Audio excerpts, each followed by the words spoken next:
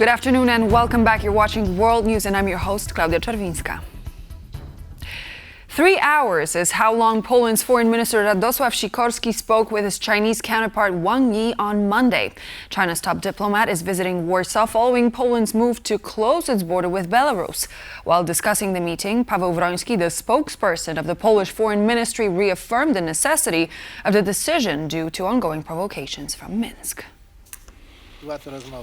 It was a very frank and friendly conversation. The second part of the conversation concerned the closure of border crossings. Poland pointed out to China that this is not a favorable situation for us. We are making a decision that is also costly for Poland, but however we must due to repeated provocations from Belarus and the ongoing hybrid war. Moreover, it is difficult to conduct free trade when the border is not secure. Moreover, during the meeting, China assured Poland of its support for Warsaw's eventual G20 bid. China has announced that when Poland's accession to the G20 is proposed, China will support it. Opposition activist Mikołaj Statkiewicz, who was released from prison in Belarus on Thursday, is now back in a penal colony. Independent Belarusian website Nasza Niwa reported. Statkiewicz had earlier refused to leave the country alongside other released prisoners. Nasza Niwa reported that Mikołaj Statkiewicz is in the Hlibokie penal colony in northeastern Belarus. After his earlier release from prison on Thursday, authorities tried to forcibly deport the oppositionist to Lithuania, but Statkiewicz escaped into the neutral border zone, refusing to leave the country. Masked men then took him away to an unknown location. Statkiewicz, a two-time presidential candidate, had previously been imprisoned in a penal colony in Hlibokie for over 2 years until his release was reported on September 11th as part of a group of 52 prisoners. Representatives from 23 countries are watching the Russian-Belarussian Zapad exercises. The drills come at a time of increased tensions in NATO's eastern flank following a Russian drone incursion into Polish airspace last week. Individuals from multiple countries, including 3 NATO member states, the United States, Hungary and Turkey, are observing the military exercises in Belarus near the Polish border. The Zapad exercises are viewed as provocative by the Polish government, with the implementation of a closed border policy with Belarus even before the exercises started. Chatham House analyst Anais Marin joined TVP World's Eastern Express to discuss the Zapad 2025 military drills currently taking place in Russia and Belarus. These exercises stimulate tactical nuclear strikes on Europe, though the scale of these drills may be large. According to Marin, Europe should not allow itself to be intimidated by them. As we know, hybrid warfare and intimidation, disinformation, propaganda is just part of the normal way of war, and Russia is no different from that perspective. What it is doing, however, is its utmost to paralyze us, to impress and deter the Western coalition of the willing, the NATO member states, in order to really paralyze action and decision making, using notably this saber rattling and the nuclear blackmail, whereas those a bit informed about nuclear warfare, it's not really my case, but I have read a bit about this.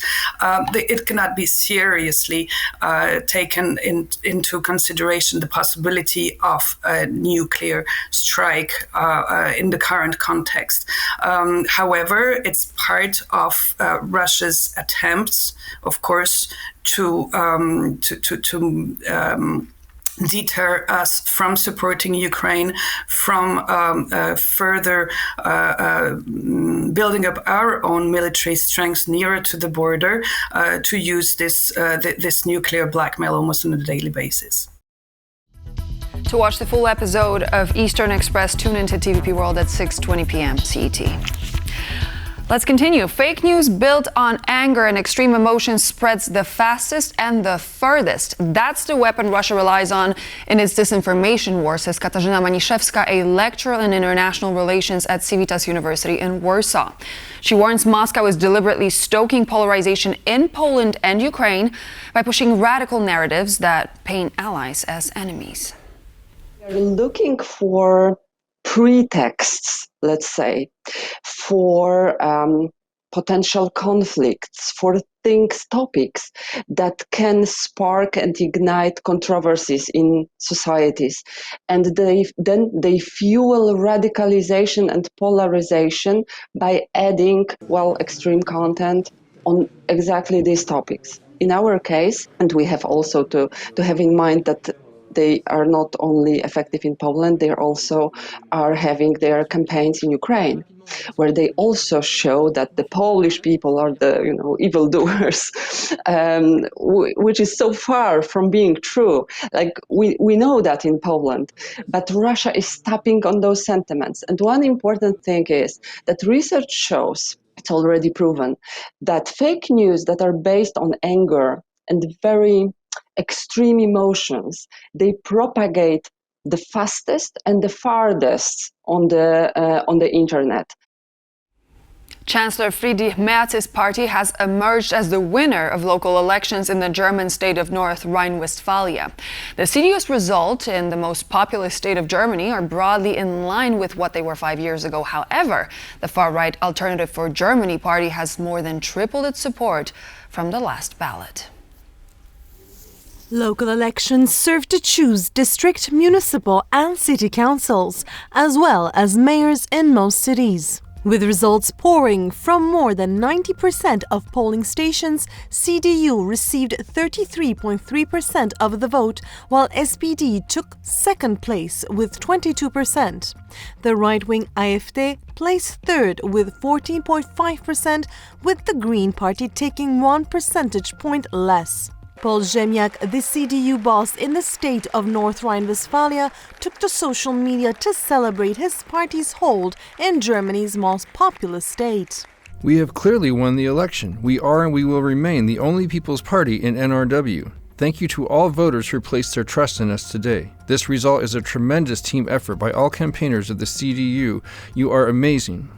Ziemniak's words were mirrored by German Chancellor Friedrich Merz, who said that German public still looks to mainstream parties for solutions for local problems. The CDU is clearly the strongest force in NRW and the #1 local party. We are determined to tackle the problems at federal, state, and local level. Solutions are found not in the margins but in the center, with answers for our economy, migration, and security. Alice Weidel, who chairs far-right Alternative for Germany or AfD, celebrated her party's electoral outcome. Historically, AfD has been the strongest in the eastern German states. A huge success. According to initial forecasts, the AfD's result in North Rhine-Westphalia has tripled. Many thanks to all campaigners and our voters. AfD candidates will now fight for mayoral posts in Duisburg, Hagen and Gelsenkirchen in the second round of the local elections to be held on September 28th. Agnieszka Holland's latest movie, Franz, has been chosen as the Polish candidate for the Oscars this year.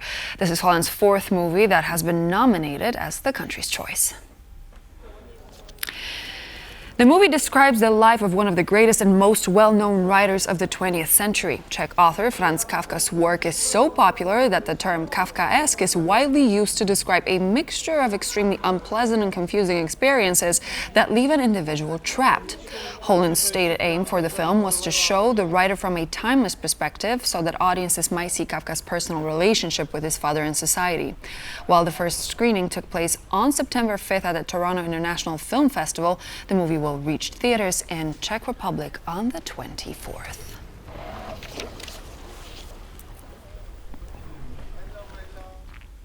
And so this would be all the latest news for now. Thank you very much for joining. I'm Klaudia Czerwińska and I hope to see you back here on TVP World for more.